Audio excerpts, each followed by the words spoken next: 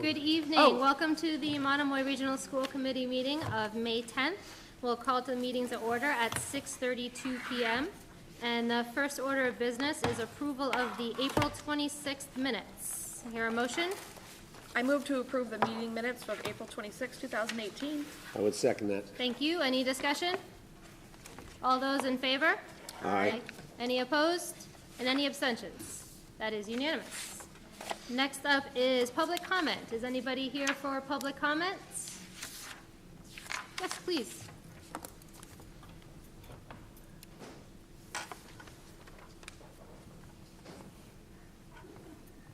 Hi, Charles Gruska, 6 T-Berry Ave, Harwich, Mass.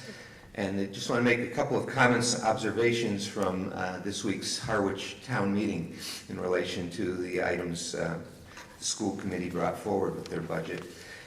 First of all, it's my third town meeting since moving into Harwich, but I've been to tons of town meetings over the course of my career as a school administrator, supporting school budgets. That was the largest turnout of voters that I had seen at town meeting, which was really encouraging to me about the town that I moved into and the level of interest in this wonderful town meeting process of government that we have.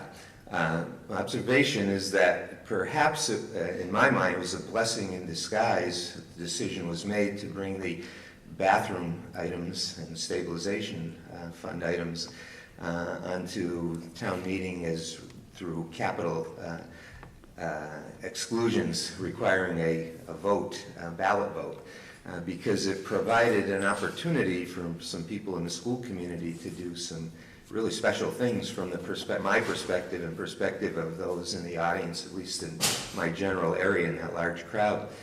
Mr. Evans did a tremendous job presenting the situation on the bathrooms.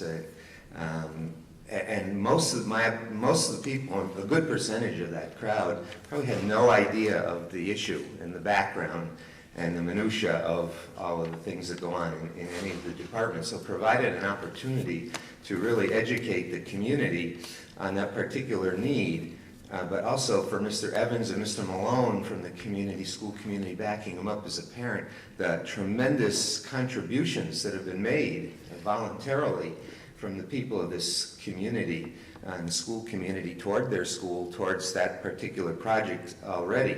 That's a really, really healthy sign about the community's attitude towards education in their schools and willingness to support it. So it was so exciting to see that testimony come forward and educating such a large number of people in the community about how strongly parents in the school system are willing to support their schools. And then I had the great, exciting experience, as I'm sure many who were there had, the first time in all the town meetings I've been to. One thing I've noticed coming into Harwich, there are always students attending as observers at the town meetings here in Harwich. I've not seen that before in other school communities I'm in. That says something to me about the educators in this district and what they're doing in terms of discussing the importance of citizenship and encouraging young people, and the parents and families encouraging their young people to get involved early at an early age and really learn the process. My experience as a school administrator was that we had tons of people with graduate degrees in our community who didn't understand the local government process, had no idea how a school budget came to be, had a lot of complaints when the school budget required a program to be cut that involved their children, and at that point you'd ask them, well, were you at town meeting, and begin to educate them on how a budget for the schools come about. So it's a great sign that so many people are understanding that process, and that's getting passed on to the young people. But never before have I witnessed a non-voter member of a student body, and I've probably been to 40 town meetings in my day, stand up and ask permission to speak at the meeting, as did Monomoy student, I believe his name is Kyle Charlotte, did on Monday evening. And the impact he had on the audience through his very clear, organized, rational support and justification of the need for the bathroom facilities on the athletic fields, I believe, really won over the audience. In addition to Mr. Evans' tremendous presentation and his great move to make the amendment and have that those funds come out of free cash and not be at risk through a ballot question, even though a large number of people were going to be educated about its importance because of the large turnout at the meeting. There's still going to be a lot of people voting at the ballot box who didn't have anywhere near that kind of intimate knowledge. But Kyle really sealed the deal, and as a member of the community, I was just very impressed at this articulate young man, his courage. You can hear my voice shaking speaking to the school committee, and I've spoken to school committees forever and still get nervous. And Kyle had that poise and ability to stay rational, focused, and present a solid argument.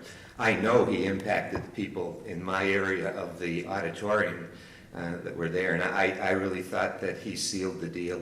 That is a great reflection on the school committee, and I think the school committee should be very proud of what the leadership, the administration, and their staff are doing here in the schools to promote that kind of thing coming forward and demonstrate it to the whole community. What a role model for the adult community about involvement in town government and items that affect you. So my kudos to the administration and the staff of the school department and school committee should, I think as a citizen, be very proud of that. I'm excited as a citizen that my grandchildren are attending Monomoy under school choice as they are. I think this is fast becoming one of the best school systems in the state.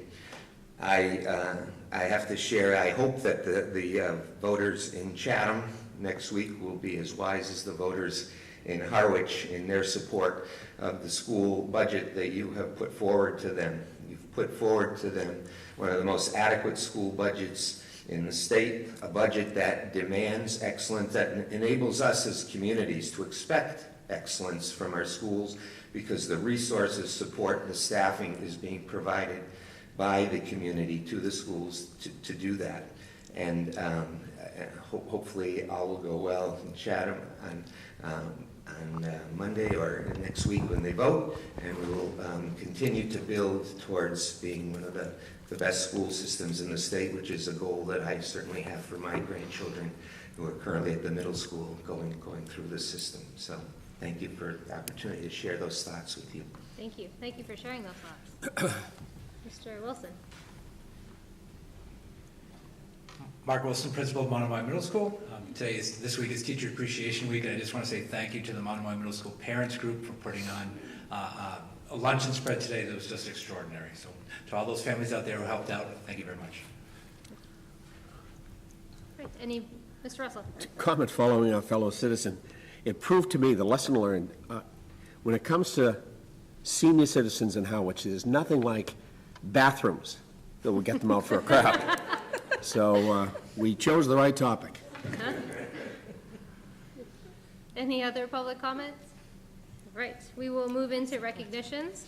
And before I pass it off to Mr. Carpenter, I wanted to also echo the sentiments of Harwich about Harwich Town Meeting and how they supported the schools, and it was, I believe, a nearly unanimous vote for the amendment and then a unanimous vote to fund the budget fully. So I want to thank the taxpayers and thank Mr. Evans and Mr. Malone and Kyle as well, because I think he did turn the table very quickly at town meeting, and the people kind of take notice when somebody on the younger side, let alone one of the students who's not even a voter, takes the time to get up and speak. And he did a fantastic job explaining, and he was very articulate, and I agree completely that he did a great job. So thank you on that.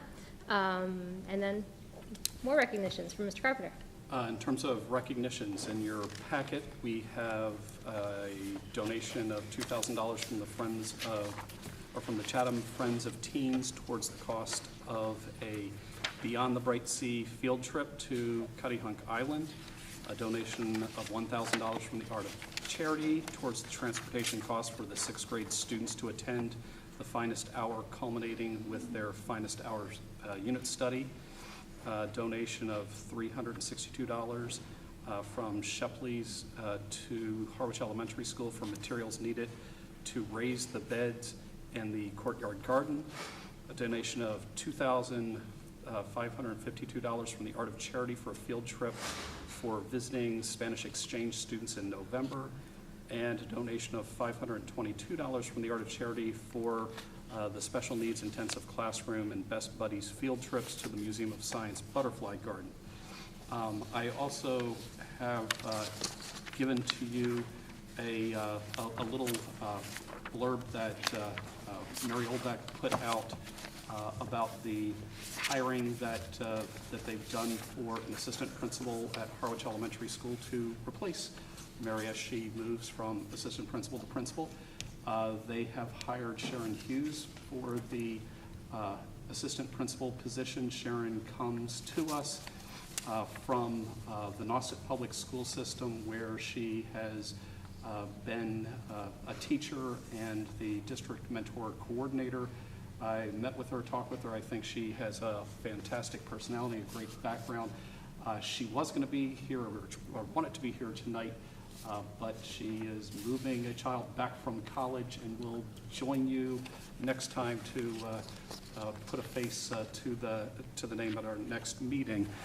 And then my last recognition, I'd like to invite Bill to come up to the podium for a second, because I got a letter from a gentleman. His name's Dr. Mike Conley, who's the assistant director of the Massachusetts School Administrators Association, and he wrote this to me. It says, "Dear Scott, the Massachusetts School Administrators Association would like to formally congratulate the entire Monomoy education community on the selection of Mr. William Burkhead as our Massachusetts High School Principal of the Year."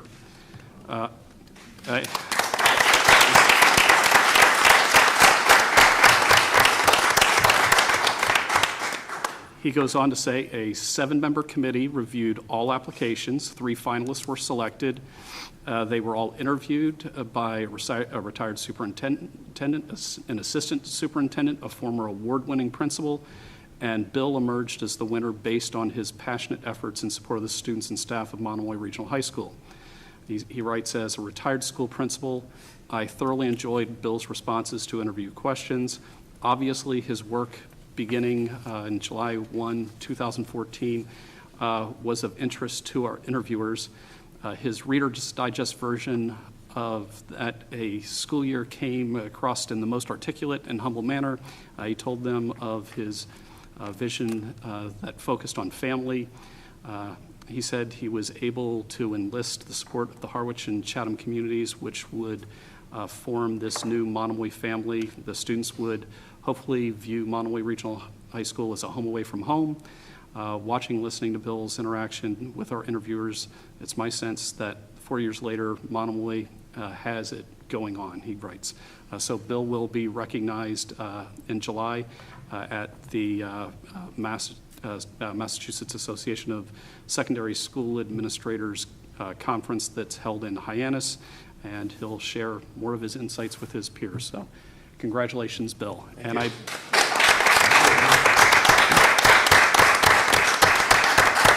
I believe Janie has some stuff for you.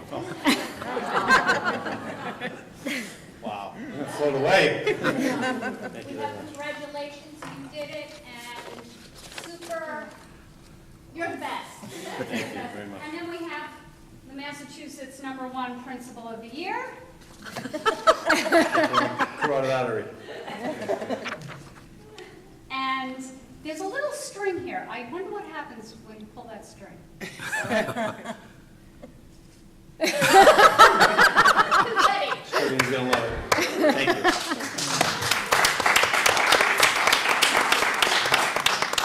Wow. May I say a few words? Of course. Well, I tried to get Carl Shalot to write my speech for me, but he's charging too much now. It's pretty popular. So I just put a few words together in anticipation of this, so I want to thank everyone. So thank you. I'm truly humbled and honored to be named the 2018 Massachusetts Principal of the Year. I believe this award says less about who I am as a leader and more about the absolutely amazing school Monomoy Regional High School has become. A school that is truly our home away from home, one that values every single individual as important, strives daily for greatness, takes risks, and provides a loving, caring, challenging, and thriving school culture. It is appropriate that this award is announced during National Teacher Appreciation Week, as the backbone to any great school is its teachers. Ours are the best. At Monomoy Regional High School, we believe that every adult in our building that comes in contact with our students is a teacher. They all impact our students' lives and contribute to their growth as human beings. This includes our teachers, teaching assistants, administrative assistants, custodians, cafeteria team, IT department, support staff, bus drivers, and the best two assistant principals and friends I've ever had the pleasure to work with in Janie and Mike. To a larger extent, this award validates the original vision of Monomoy, a district that did not exist 4 short years ago. I want to thank Superintendent Carpenter for his faith in me as principal and his guidance and leadership of our district. It is now one of the best in Massachusetts. I want to thank the central office staff, including one of my mentors and favorite people in our district, Dr. Blanchard, Ms. McGuire, Jim Birchfield, Kenny Cernio, and all the passionate workers that work there, including Ms. Huska, one of my other favorites, who's here tonight. I also want to credit our feeder schools and our high-caliber principals that we're fortunate to have in Monomoy, Mr. Wilson, Mr. Hine, Ms. Millen, and Ms. Aldeck coming on board, for all they do to prepare our students for the high school and beyond. We are so blessed to have some of the hardest working, dedicated, and kindest students I've ever had the pleasure to work with. They have a voice in our school and are what make me love coming to work every day. Top-notch kids are raised by loving and caring parents and guardians. We are so fortunate to have such strong partnership with our parents, and just another reason why our school is terrific. And great schools and great districts have visionary and supportive leadership on the school committee. I thank all of you for your continued support, trust, and guidance. And finally, to the Harwich and Chatham communities, thank you all for supporting our schools and believing in Monomoy. It was a big risk and it seems to be paying off. We still have much to do and are successful because we despise complacency and will continue to work daily to innovate, collaborate, and improve. Thank you.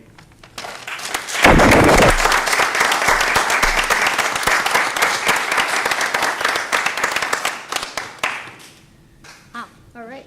Ms. Richardson. I congratulate you, but I think this is so huge. I think this should be on the 11 o'clock news tonight or something, because it isn't an easy feat to do this. And I've always admired how you have the character, you develop the character as well as the academics. And I'm just glad that you received it. You deserved it. I agree. I think you've worked so hard over the last 4 years to build a culture in this school, and it shows. And every Friday Focus and the Shark shout-outs, and I'm very proud to have you as principal of the high school. Thank you. Okay. I think before do you have any more recognitions? That's it. I'd like to do one final recognition that Mr. Wilson reminded me of, is that this is Teacher Appreciation Week, and we wouldn't have the schools that we have without the teachers that we have in the buildings. So I'd like to say thank you to all of the teachers during Teacher Appreciation Week, and thank you for the parents groups for doing the luncheons at the separate schools. Thank you. And now we will move into more fun stuff. The Monomoy Regional Middle School Data and School Improvement Goals Update with Mr. Wilson. Thank you. You have balloons too? My prop person isn't here tonight. Historically, I've got the reputation as being the person you don't want to speak after, but I'm not going to be able to top that bill, so I'm just saying that was phenomenal. Let me pull up the information to share with you.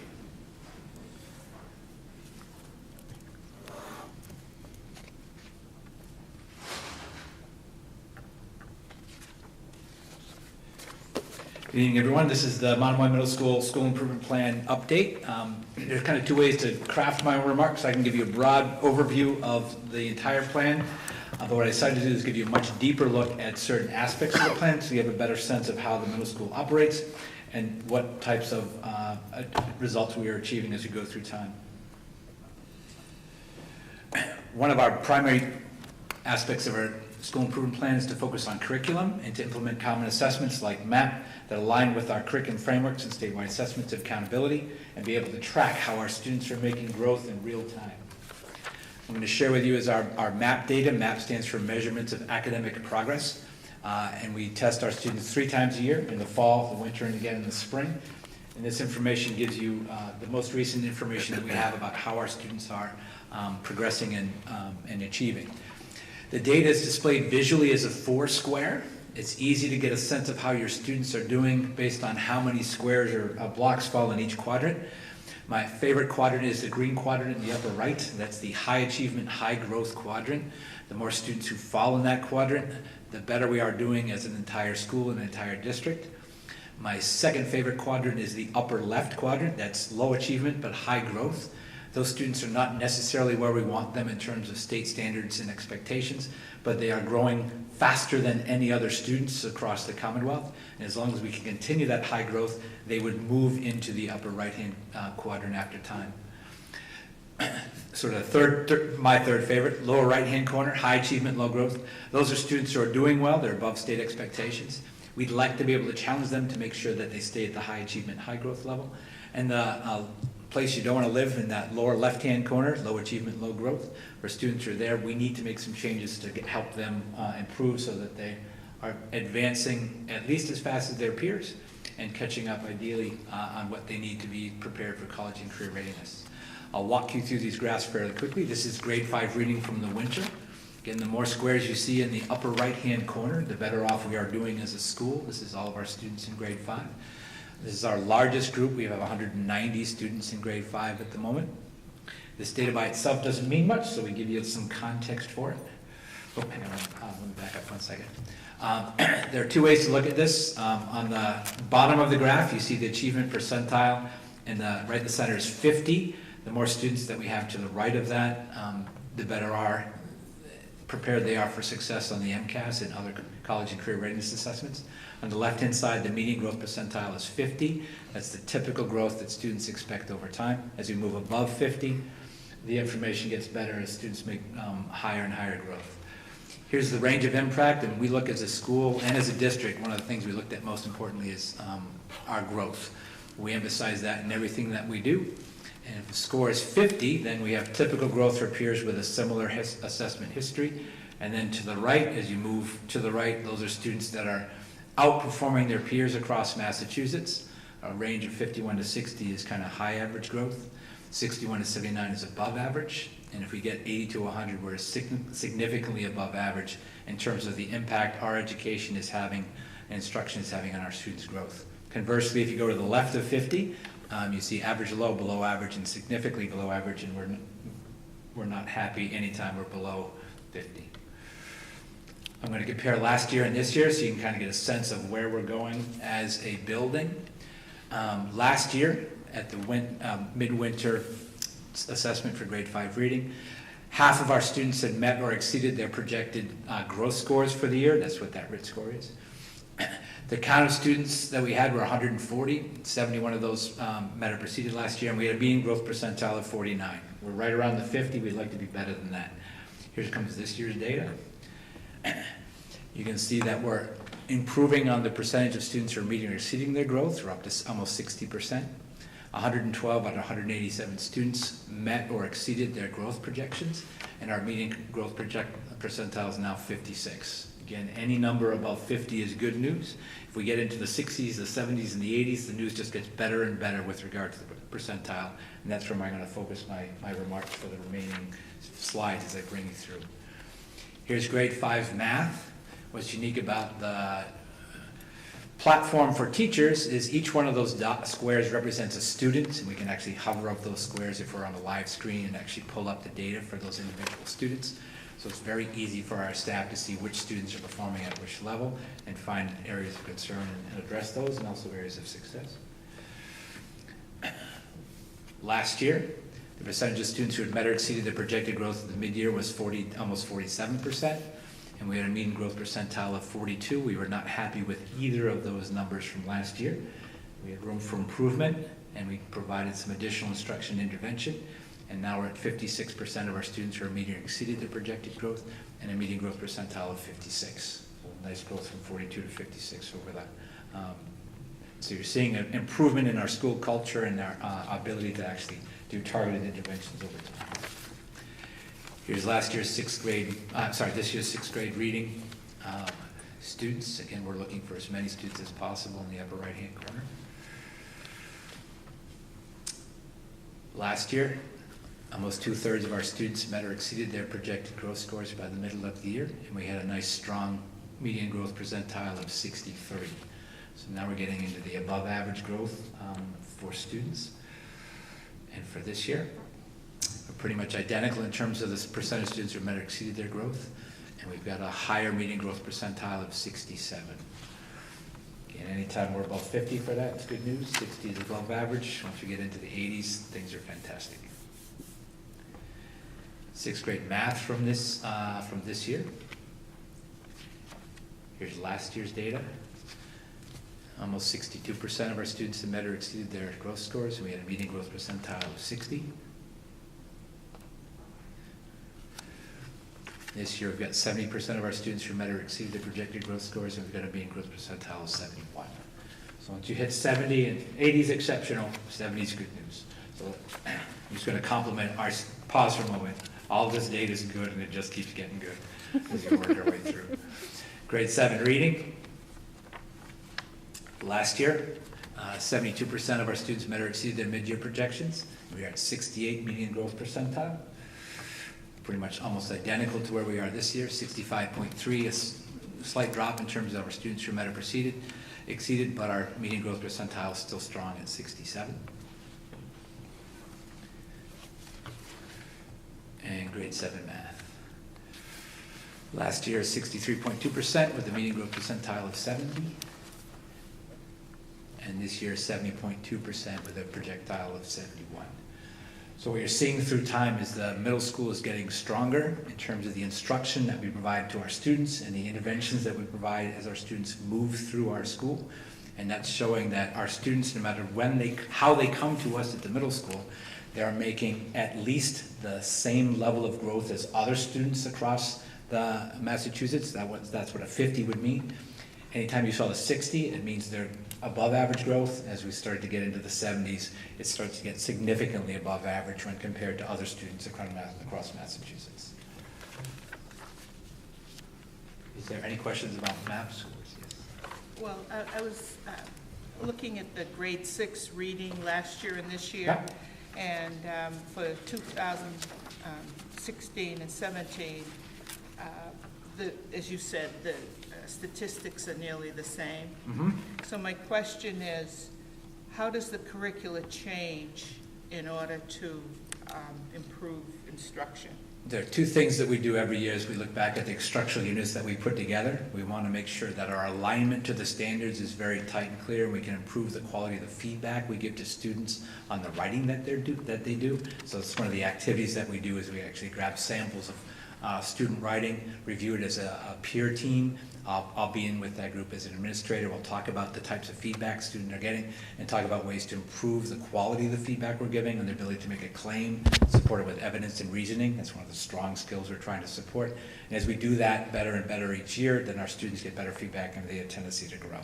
So those are one of the changes you're seeing is through time is a refinement of our curriculum and both our instructional practices. The other piece that we can do is use data to identify which groups can use more intervention, and that's part of my presentation in about another 5 minutes from now, so I'll kind of speak to that part of it when I get to that.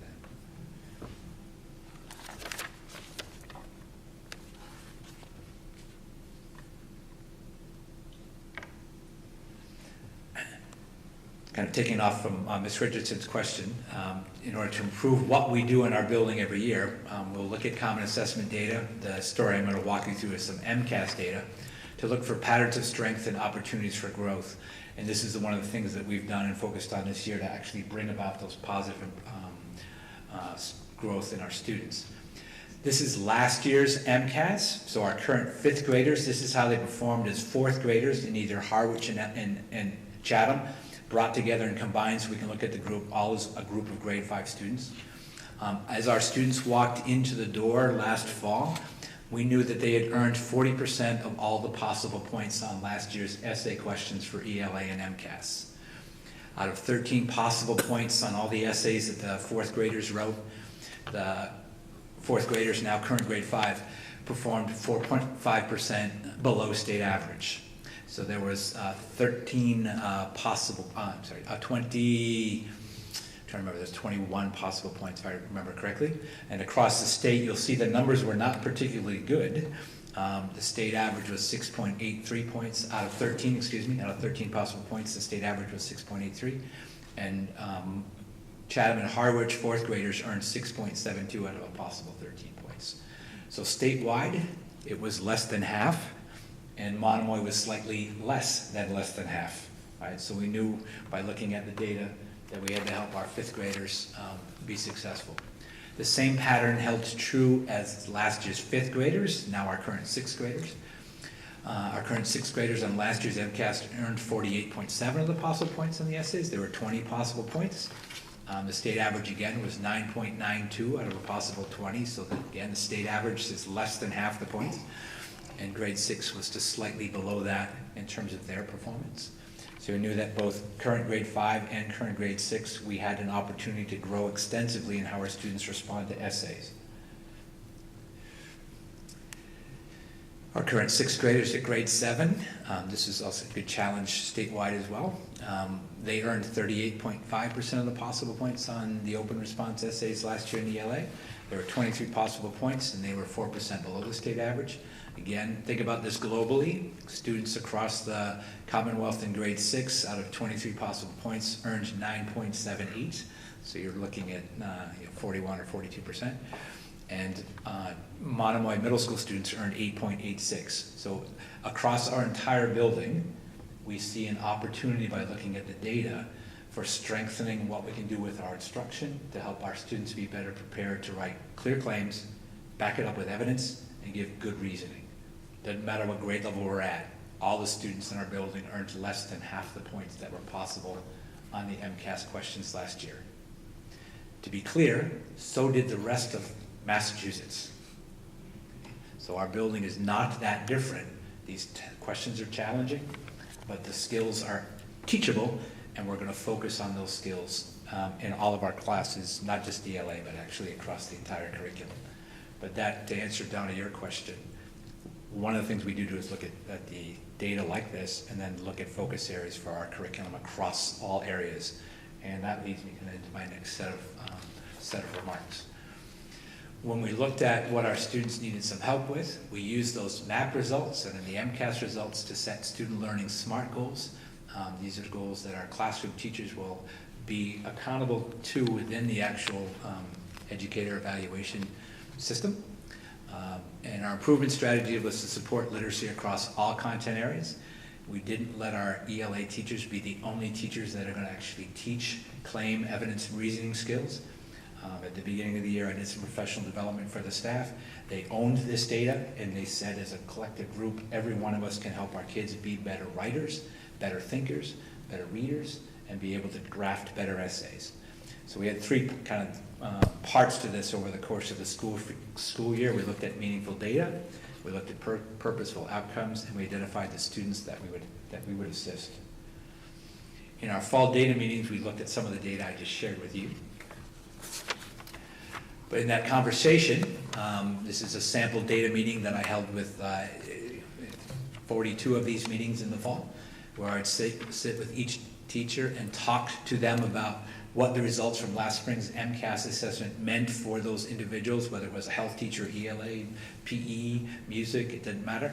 We looked at the opportunities for literacy and numeracy across all content areas.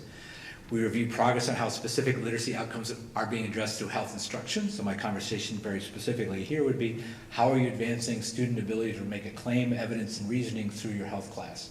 What activities do students do in your lessons? What capstone projects do they end up with? What kind of essays do they have to write?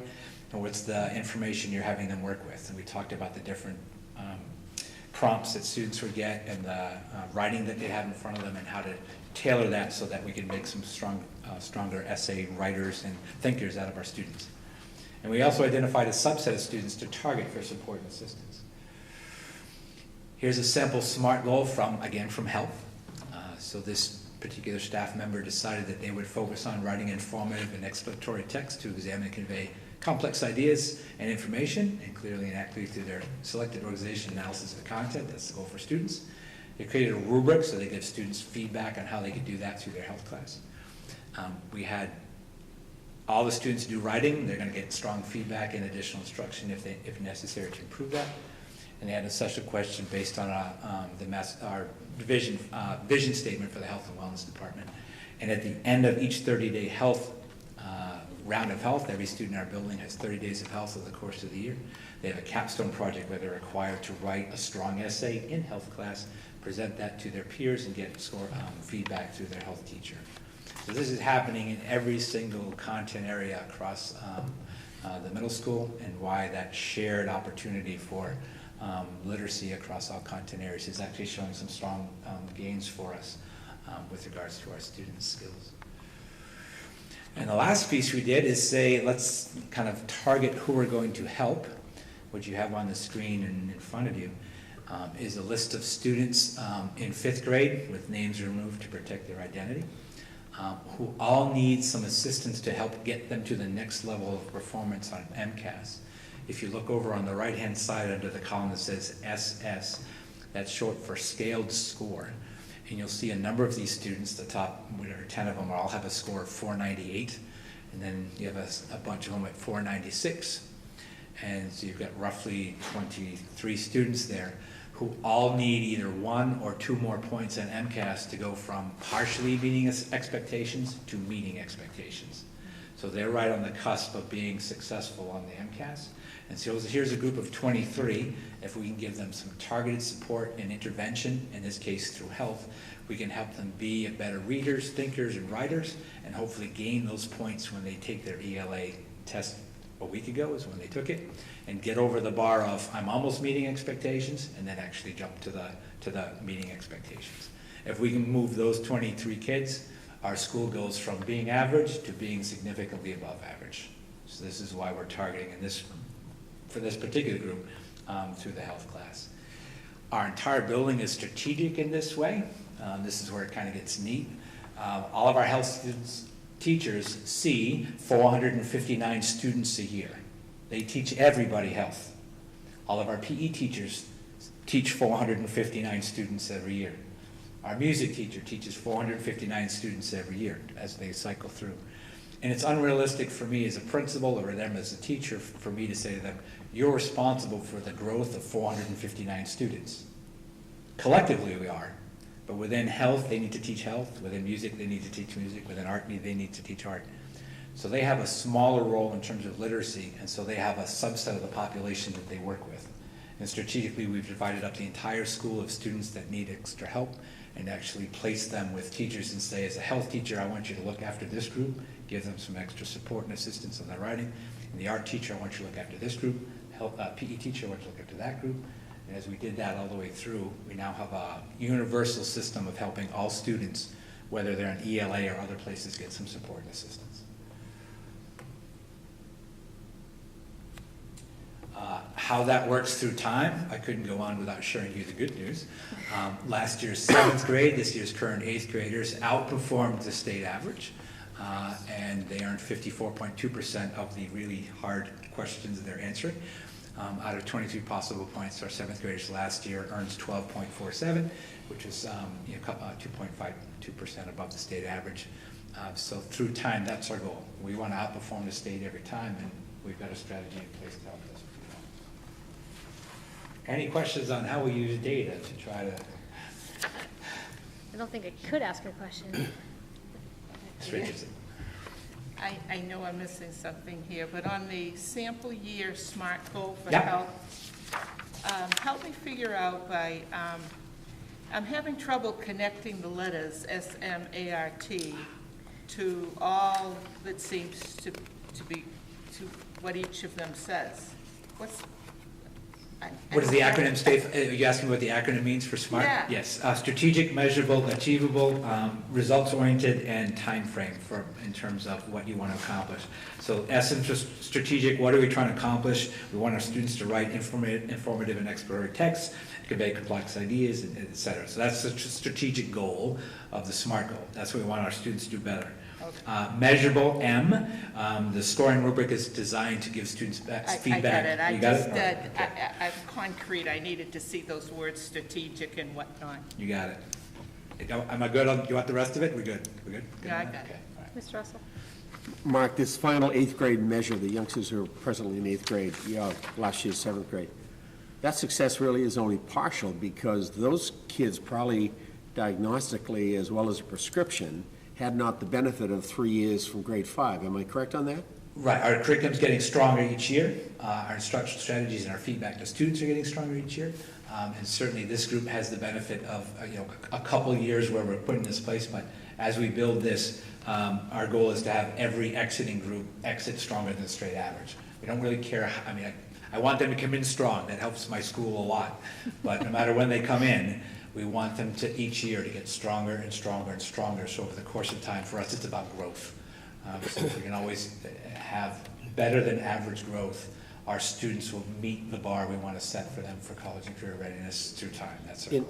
In theory, with our 2 elementary schools applying the same type of detailed individual look-see for these youngsters who need that, we should see kids better prepared coming in as 5th graders. That's the goal. We all work collectively to get exactly that. One of the other things we're real proud of this year is our culture. In our goal, we want to establish and sustain a healthy and safe environment for students and staff as relates to their social, emotional, physical, and academic well-being. I just talked quite a bit about the academic well-being of our students and the supports we put in place for having them be successful. I really want to focus on the social and emotional for the next few minutes. We did something this year that's very unusual. Half of it's normal, the other half is very unusual. To define and visually display the positive relationships that exist between students and staff. Here's the part that's ordinary. To ask a school, is there positive relationships between students and staff? That's a normal question. You can see it on any school culture survey anywhere. And you'll ask that of students, you'll ask it of staff, you'll ask it of administration, and you're going to get a number for it. We did that. But we also wanted to answer the other half of the question, and that was, and here's the unusual part, if you say that you have a good relationship, with whom do you have that relationship? And that's very unusual to get specific about who is it that you relate well to. So we did a 2-part piece. We asked this question of our adults, our teachers, and I'll give you the definition of positive relationship in a moment. And once we get the adult perception, we then asked the students what they thought. And so we took a survey, and for the students, we said, which staff members treat you with warmth, understanding, respect, and interest so that you are comfortable sharing your personal problems or concerns with them? I'm going to pause and tell you that that is a 2-part question, and it generated lots of conversation in our teaching community. Do staff members treat you with warmth, understanding, respect, and interest? We could pause the question right there, and that's where most people pause. But we also said, let's go beyond that. We want to make sure our students are treated with warmth, understanding, respect, and interest, so that if they ever have a concern, that they're worried about safety, worried about their friend, worried about themselves, worried about academics, worried about social issues, they will come forward and actually talk about what is troubling them. So it's a 2-part piece.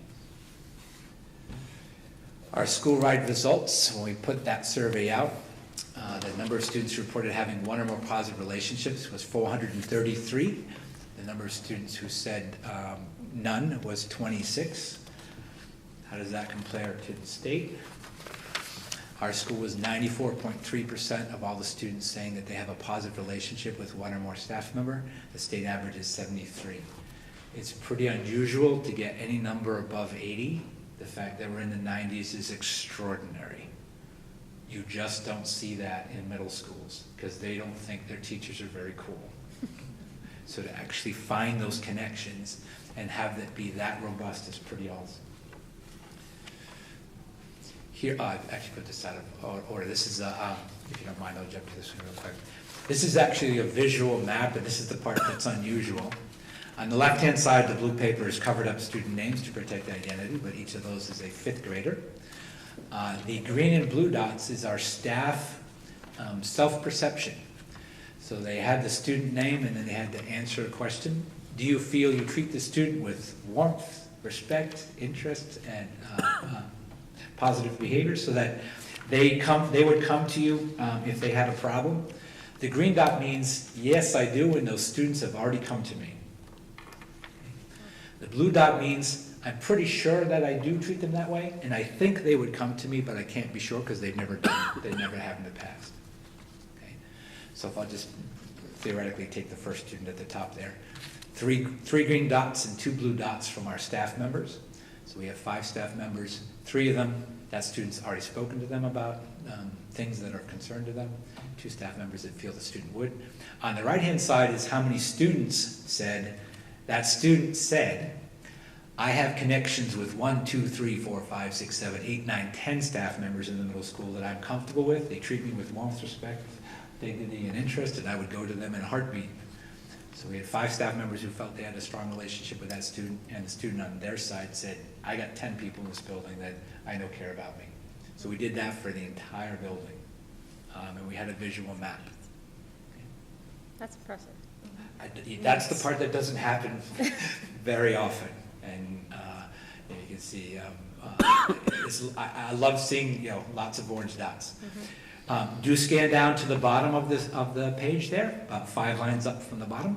You'll see that there's a blank there for staff, and there's a blank there for student. That would be one of the 26 that were in that column.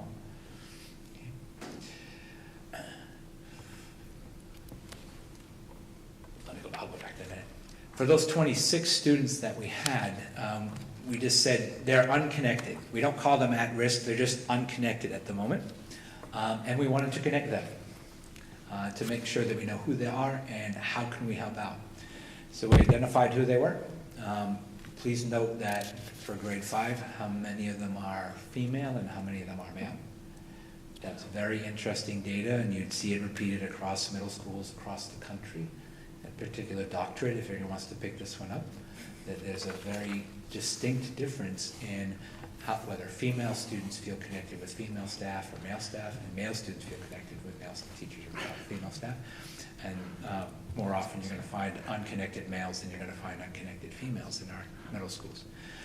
So we asked our staff to be either silent mentors or mentors. Silent mentors is kind of an interesting concept where you just go out of your way to make sure that you notice the person. It's a nice shirt on you that you have today, Mr. Russell. Or, how are you doing, Mr. Carpenter? It's good to see you.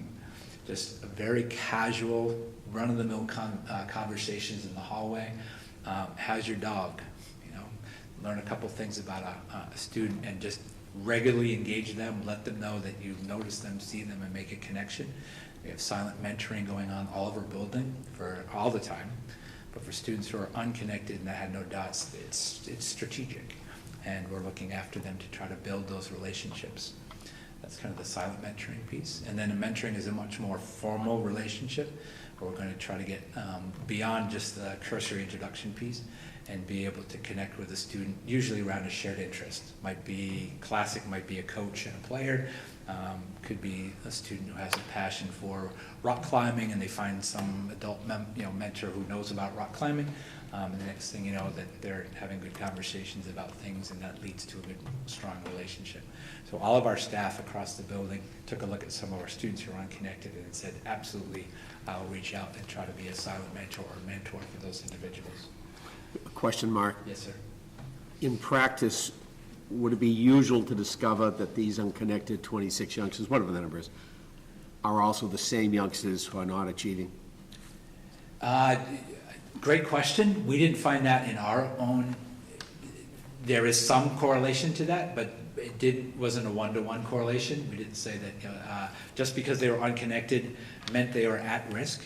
A number of the students who are unconnected are doing exceptionally well and would probably say to you they've got great families, a pastor who looks after them, or a coach in the outside, a lot of other connections, so they don't necessarily feel the need to have kind of a connection at school. But either way, we still want them to feel connected.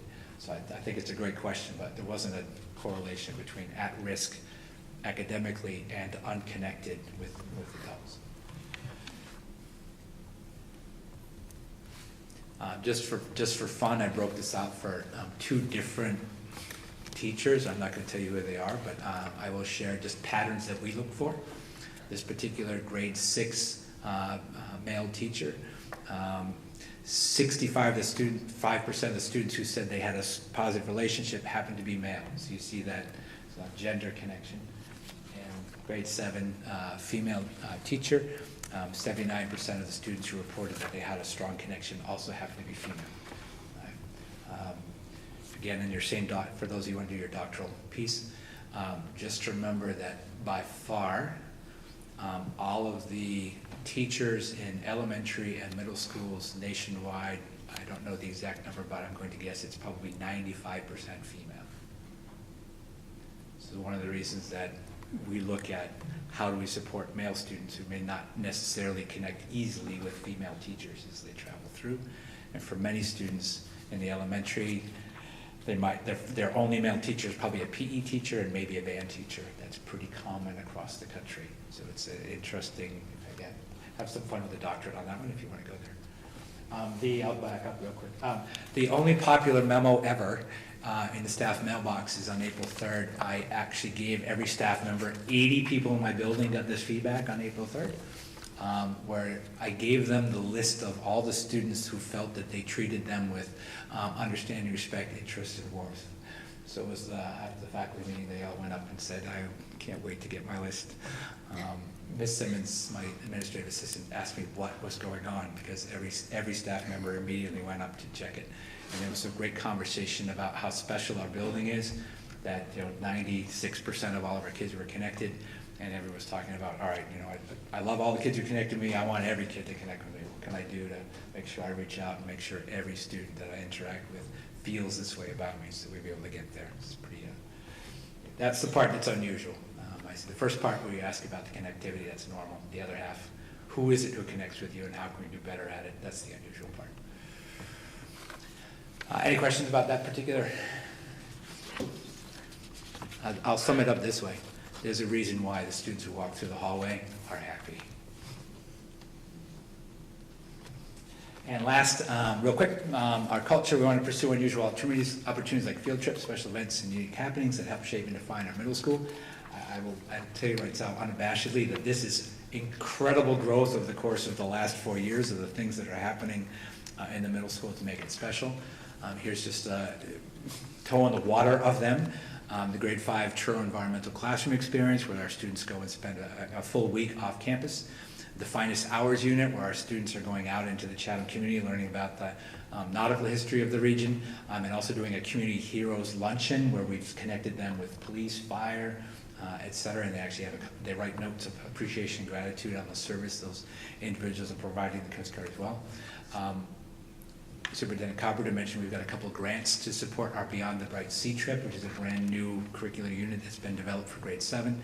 It's a culminating trip to Cuttyhunk and the history of Penakees Island, where the students are going to travel by boat along the Elizabethan Islands and then out to Cuttyhunk and spend 2 hours with the 2 students who get educated on Cuttyhunk. I can't tell you how ecstatic they are to have peers for the first time. So they have an entire day where they get to spend with other 7th grade students.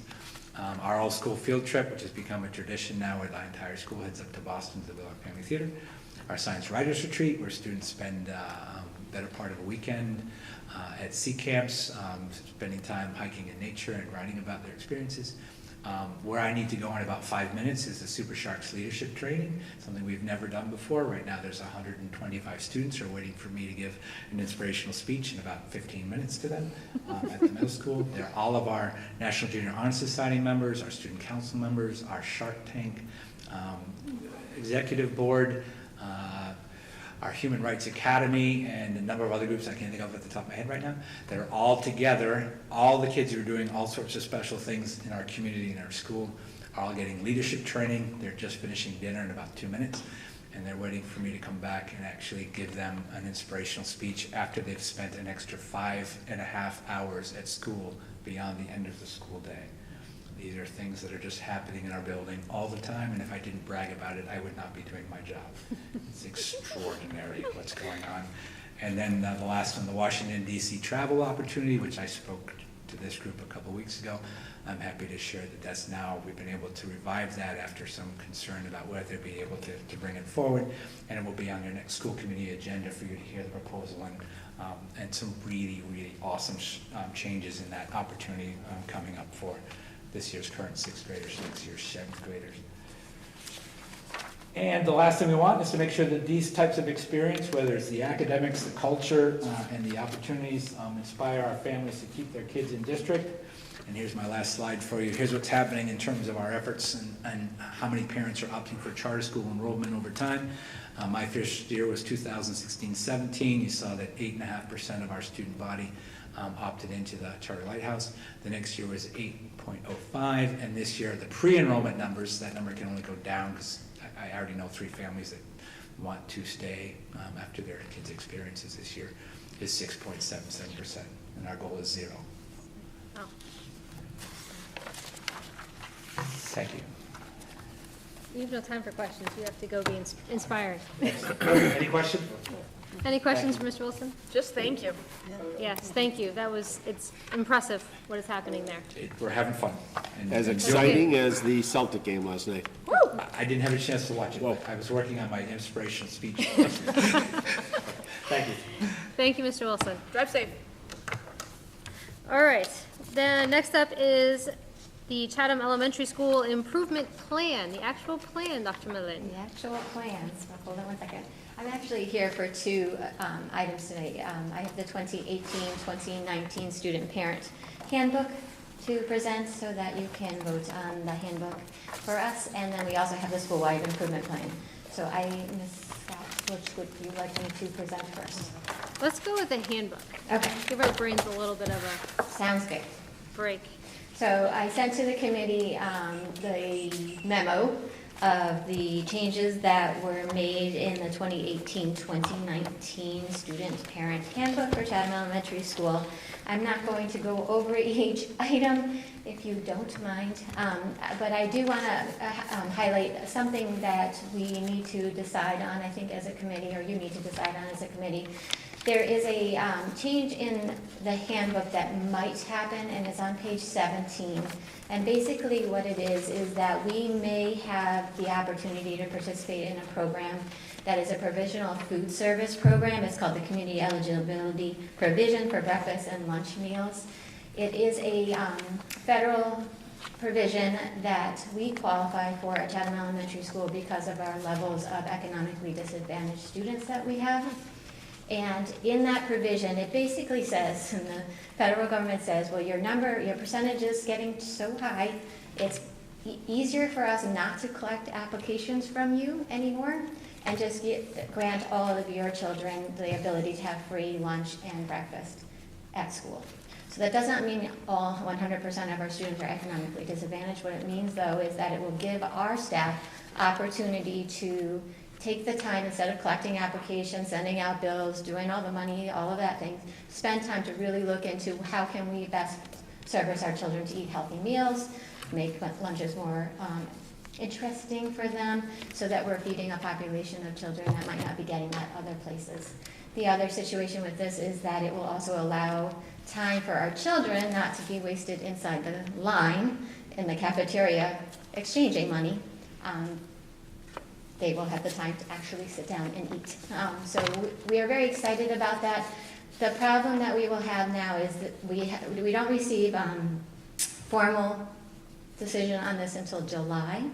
And we will, at that time, then as a district, need to sit down and say, okay, what does this mean as far as our revenues? What does that mean as far as the income and the out and the in and out as to how that works? So we have a couple of steps to go. So I just asked the committee's consideration that if we do get this and the district does say, yes, we're going to take advantage of this provision, that we'll accept the handbook with that language. And if we don't get this, or we decide as a district that we're not going to take this provision, we will go back and revert to the original language. Okay. The only other major change besides editing and names and changes in staff and committee members here that we need to do is there is a new requirement for the Title I funds that we do. Again, because of our percentages of economically disadvantaged and our high need percentages, we are a school-wide Title I, as well as Harwich Elementary School is also.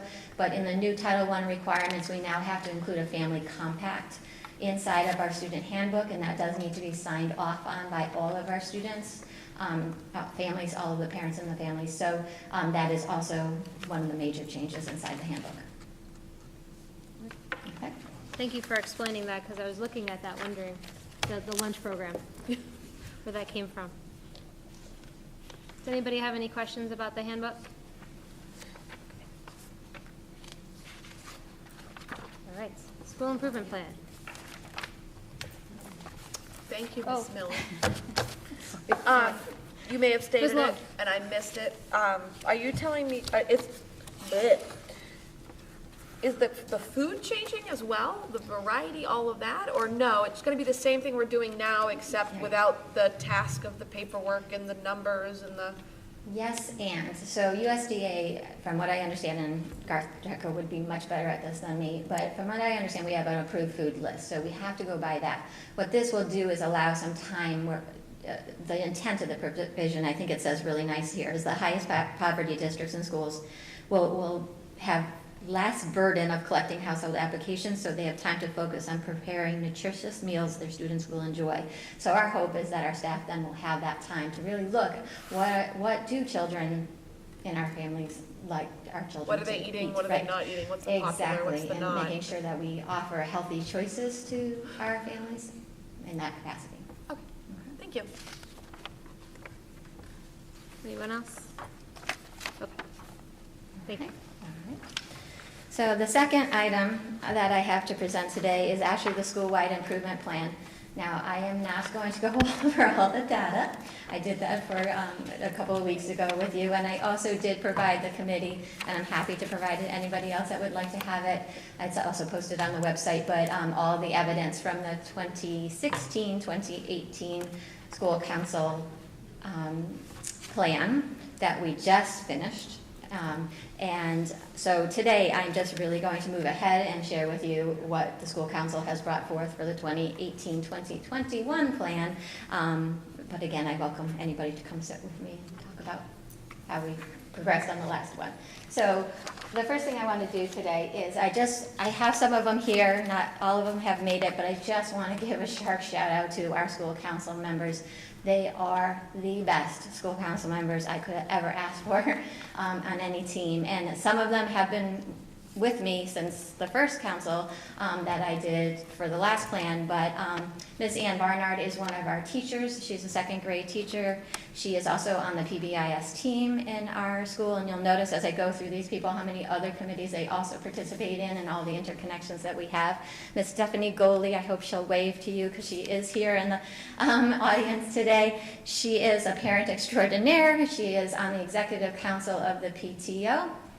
Ms. Megan Lampert is also hiding in the back there, so I hope she waves at all as too. She is our EL teacher, our English learners teacher. She is also a parent of a interdistrict choice student. She is on the state advisory council for English language learners and the bilingual education advisory committee. And she is also on the Monomoy Regional School District SEL, the social and emotional learning task force and steering committee.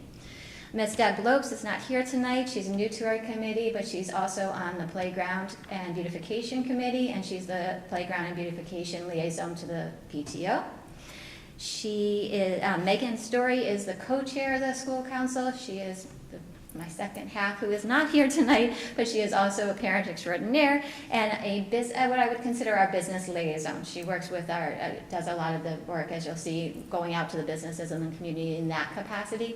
She also works for the Economic Housing Authority in Chatham, or sits on their committee. And then Miss Margaret Turco is a third grade teacher. She is also an instructional leader. So they are amazing, and they've done an amazing job this year. And if you go back into our minutes of our school council, you'll see the action plan that was laid out to create this plan, and we hit it. I think we were ahead of schedule for a little while, and then we had a snow day. And so we ended up on track, but we were doing really well. In August, I think it was, Dr. Carpenter, who was just hooded today, by the way, he came to the administrators and said, I'd really like you to follow a quality school plan when you create your school improvement plans this year. And I was like, okay, I'm not really sure what that is. So we went and we looked at all the different schools. A lot of the larger districts do quality school plans when they create their improvement plans. So we ended up taking Boston Public Schools quality school plan organization and move that forward. Now, obviously, Boston Public has much larger school councils, much more resources, many more people to collect this information. But what the school council did is we took our group, our little mini group, and we split it into 2 separate groups, and that's really what Boston Public asked you to did as well. So one group was metrics and one group was community engagement. So it kind of fell off naturally, I think, between our members. The metrics group was pretty much the teachers that were on the council, and then the community engagement were the parents and the community members that were on the council. So the metric group then was tasked with going out and looking for student performance data, information on those types of, any of the themes that revolved around that, anything we didn't do in the last school-wide improvement plan, any of our goals that we missed, and also in teaching and learning.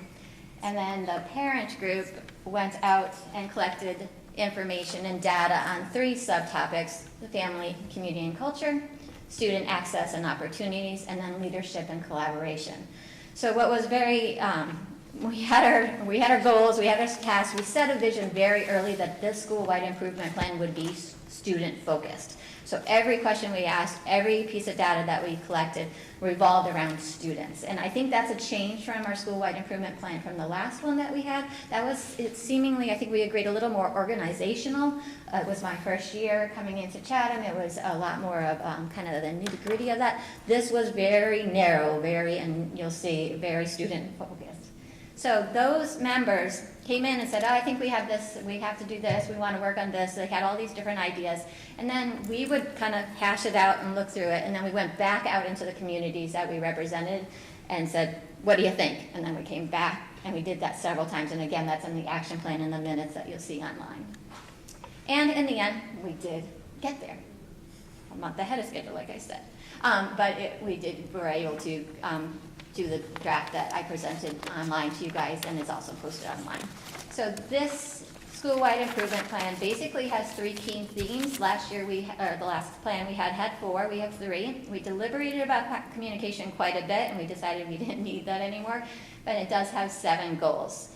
So I'm not going to go over all of that specifically. I'll just give you the highlights. The first theme was student achievement, and I don't think I could have set Principal Wilson up better, but you'll see in our data, if you really drill down and go online and look at it, we have 2 very distinct achievement gaps that came out of the metric kind of look at our data and information.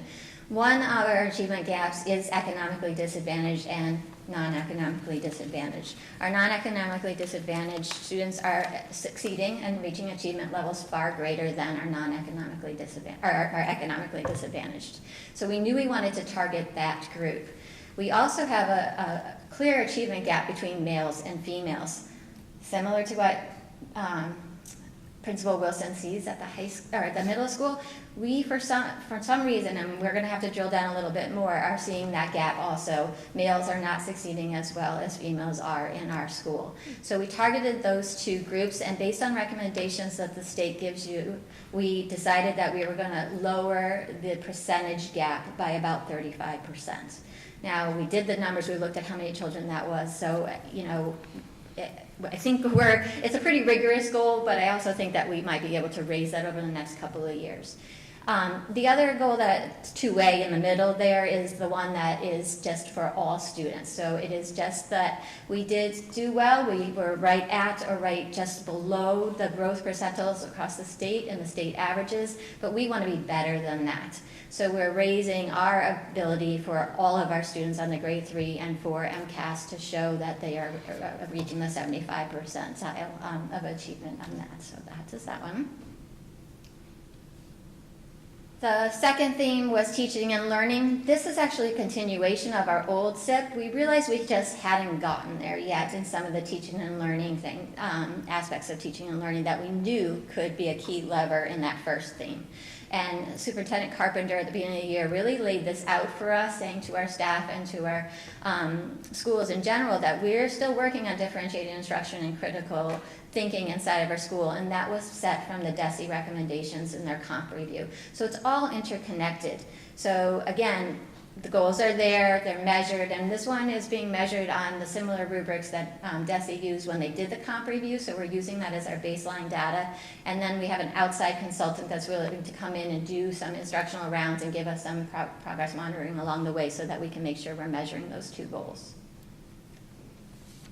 And our third theme is wellness. Now, this wellness is a little different than the playground, although the playground is still out there and we are still working on that goal. I think this is the one that I'm most excited about, and I think it's because this school council is just willing to take a risk and measure a goal with growth. Now, a lot of school councils in the state, and it's not, if you are working in education, that's a paradigm shift that we just can't quite get to somehow, but we're going to do it. And we wanted to make sure, and they were adamant, this council, that we were seeing every single child inside our school, not just third and fourth graders and cohorts that don't match and all that we were watching child for child, year after year, growth score after growth score. So this is a wellness goal. Basically that we will support the Monomoy Regional School District's social and emotional vision and all the work that Mrs. McGuire and her teams are doing within our building, kind of that boots on the ground idea. However, we're going to measure that because the research says that if you are able to do that, then you have an 11% gain in achievement. We changed that to make sure that all of our children were going to show growth. And so when you saw Mr. Wilson's quadrants, he was saying that 50 percentile is where you want to be, it's good. We're going to raise that line on our charts next year and over the next 3 years to 60%.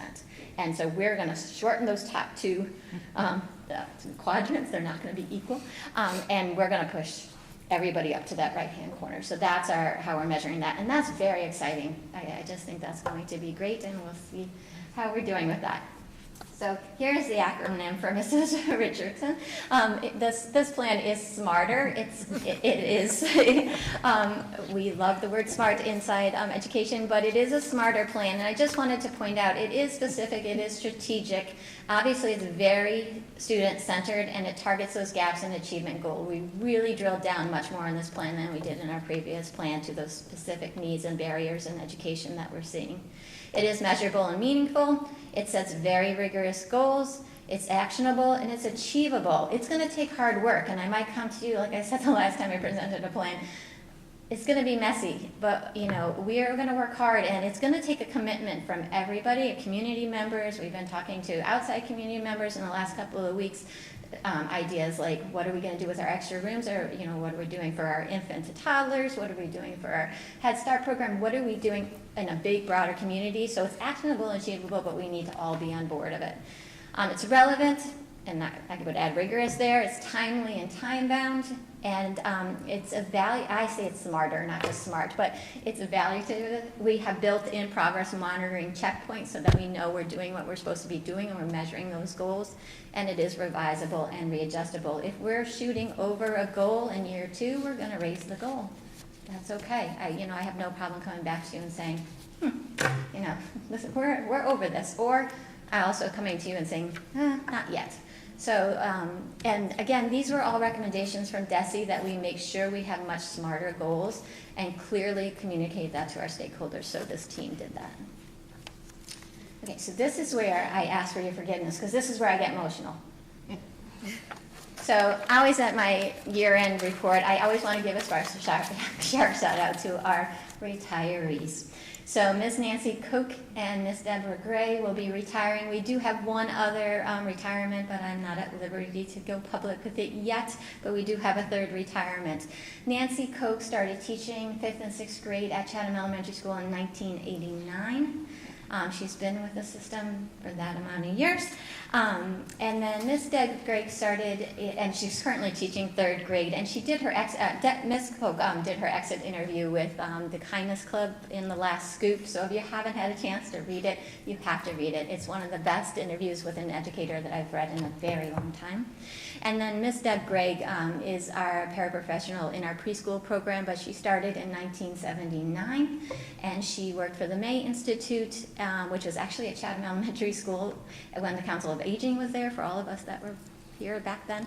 And then she went from there, she had an in-home daycare for 15 years, came back to Harwich Elementary School, and then as a kindergarten assistant, and then came over to Chatham Elementary School in 2000, and has been with us in the preschool program since. So if you think about educators touching all professions that are out there, and you think about the number of children and professions that those two have affected, it's pretty amazing. So shout out to them.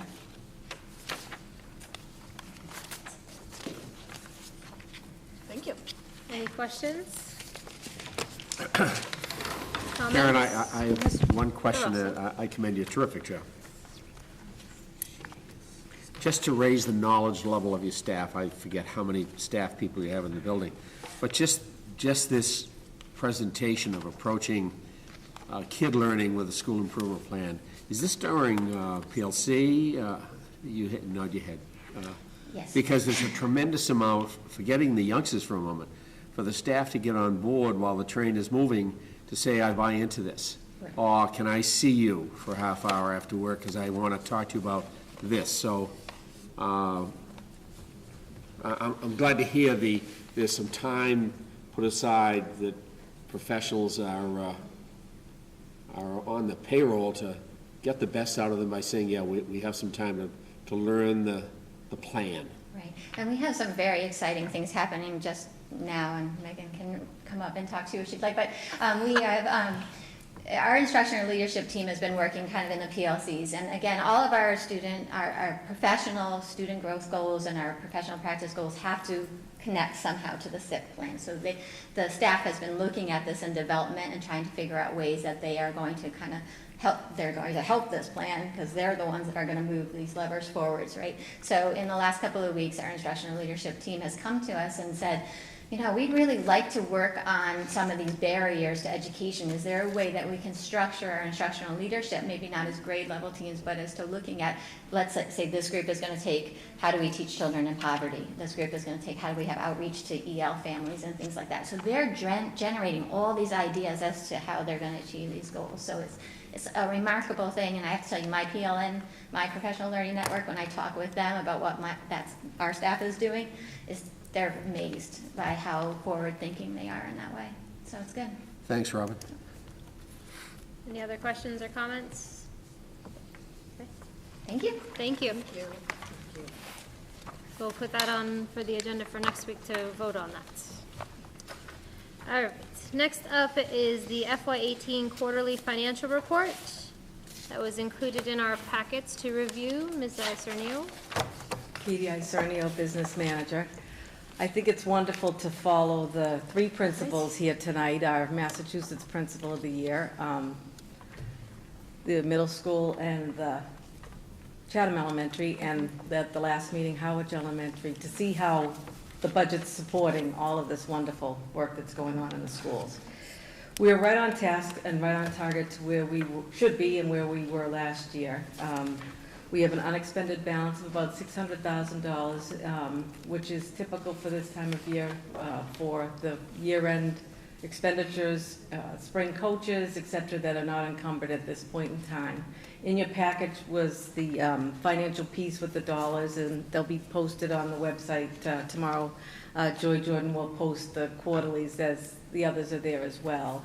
And then also I did include a narrative.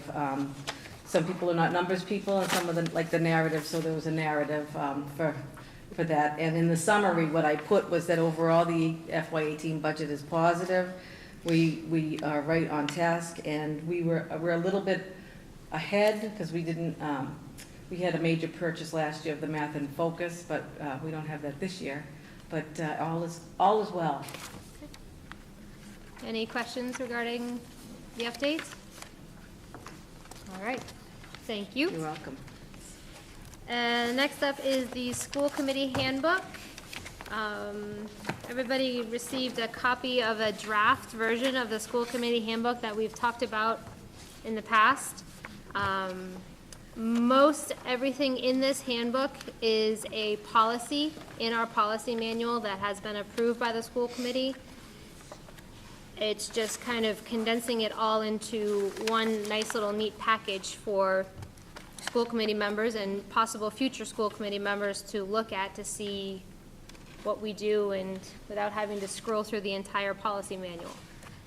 Does anybody have any questions or concerns or additions that they'd like to see in it? Or changes? You reading it now? No. You're so quiet. Nice try. The goal is, this was actually one of our school committee goals, to have it approved prior to elections, and we're this close. So hopefully we can look to approve it and review it at our next meeting, which would be just after elections. So it'd be good for new members. But this is something that can be posted on the website, just again, as a resource for current school committee members and ones who are considering running. So, anything? Excellent. My presentation is not nearly as thorough as the principal's, but.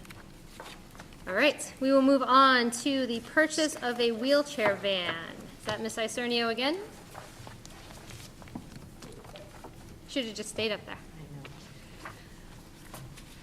So we have a need, a serious need, that for our wheelchair van is on its last legs. And it's a vehicle that's used very importantly throughout the district.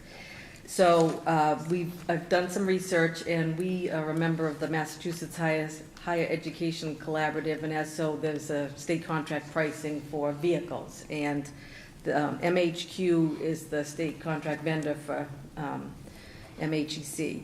So what we have is a purchase of a van of $52,956.65, but what I've looked to see is to finance it over 3 years, and there'd be an additional $545 financing, paperwork charge, bringing the total price to $52,956.65. In your packets, I included the layout of the van. It would have the ability to transport 2 students, 2 wheelchairs, or if there was not a need to transport a wheelchair, they could come out, and then there'd be bench seats, so we could use it for a couple of different purposes. I'd like to highlight, this is a perfect a perfect example of the need for a stabilization fund, because this was an unanticipated expenditure that's coming up, but as we talked about earlier in the season, because of some of our efforts with utilities, et cetera, we have some funds that we could put towards the first year of financing this particular vehicle, because we need to have it hopefully by the end of the year, and if it's not here, we definitely will need it over the summer or at the beginning of the school year. Unfortunately, they get made to order, so it's not like we can just go to a parking lot and pick up a van. So it takes a little bit of time. So I know we like to look at things and then vote on them, but there's a sort of sense of urgency here for this particular vehicle. Any questions for Ms. Isernio? Ms. Love? Just out of curiosity, does this have more seating than the other ones? The same thing, but just newer version?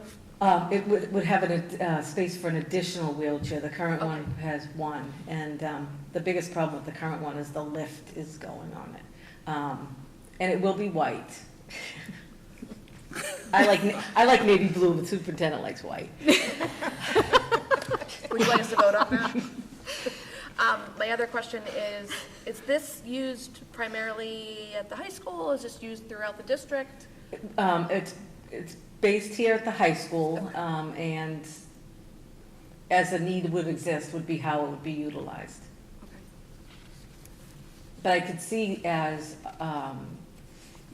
for a dual purpose and not having to have the wheelchair, if there was a small group leaving the middle school for something and the wheelchair, it wasn't being used, it could be used as just a transport vehicle as well. Any other questions?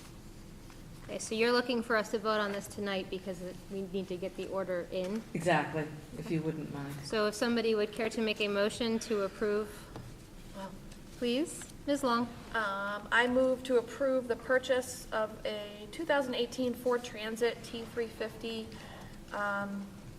med roof 148-inch wheelbase handicap accessible van, Ford Transit van for the total amount of $52,956.65.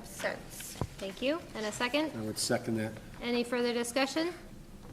All those in favor? Aye.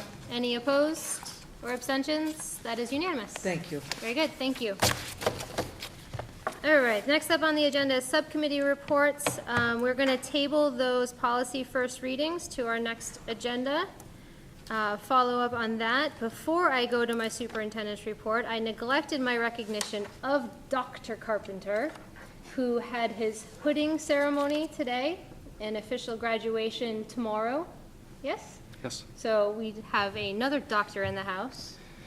Yeah, well, Dr. Millen, Dr. Blanchard, and I think that Mr. Wilson and Mr. O'Shea have some interesting doctoral projects that they could work on currently. You just stand around the office saying, doctor, doctor, doctor, doctor. Congratulations, Scott. Congratulations, thank you. So now you may have your report, doctor.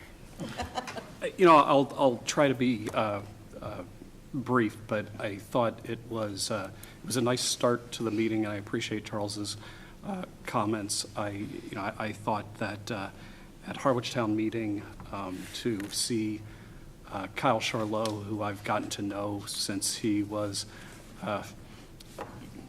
just first coming here to the high school. I've had the pleasure to play lacrosse with him, coach him some, and just watch him grow, both in his academic prowess, his athletic prowess, and just to see him develop in but as a leader. I thought it was a great testament to a product that we're producing here. And I thought that it was nice to see Bill be recognized by the state organization. I know even before Bill came here, the emphasis that I made in my first year when we were still Chatham High School and Harwich High School is let's focus on a high school that has a really strong culture. And when hiring Bill, that was one of the things that I really tasked him to do. It's like, let's have a culture that families and students want to be in this building. I think that he's really done that and then some. And I think that that we've seen that academic bar has been lifted with the district, and I think that as you've seen the presentations with Dr. Millen for Chatham Elementary School and Sam and Mary for Harwich Elementary School, and then the presentation that Mark has presented, we see those students are moving up the system, coming to the high school, and we're seeing the high school really taking some of those efforts that's happening early on, and then some great efforts that are happening here with the staff, and we're seeing kids just blossom. And so it was sort of a nice little sort of icing on the cake this week, watching Kyle step up to a mic, and then just kind of thinking about all the different layers that kind of set the stage for something like that to happen. In terms of other layers that we're exploring, and I want to emphasize the word exploring, we had a meeting about a week and a half ago with a group of community stakeholders that are all focused on early childhood education and from, we'll call it birth heading into kindergarten. It's that whole infant, toddler, preschool care, and invited Head Start to, to come have a conversation with us about what they might be able to offer our communities, because we know that with a declining, we'll call it child number here on this area of the Cape, that we are going to see progressively one classroom open up over the next few years at Chatham Elementary School. Because I kind of emphasize that, I've talked to the town clerks in each town, and we have a good feel for how many babies were born up until the end of last year, and we can kind of project forward 5 years. There's not a bumper crop of youngsters that are going to suddenly swell Chatham Elementary School back to 3 sections, and Harwich Elementary School looks like it's going to stay at 6 sections. So we're not seeing 9 sections worth of youngsters at any grade level, but we're seeing a pretty stable 8. But we know we're going to have some open classrooms, and the question that we really task this group of community stakeholders with is, what's the best thing we can do with the available classroom space that we're having at Chatham Elementary School, and is something like Head Start a possibility? So Head Start provides free. They're really focused. The Head Start on this area of the Cape is focused on a free preschool experience for families, with a lot of push-in services for families that are economically challenged.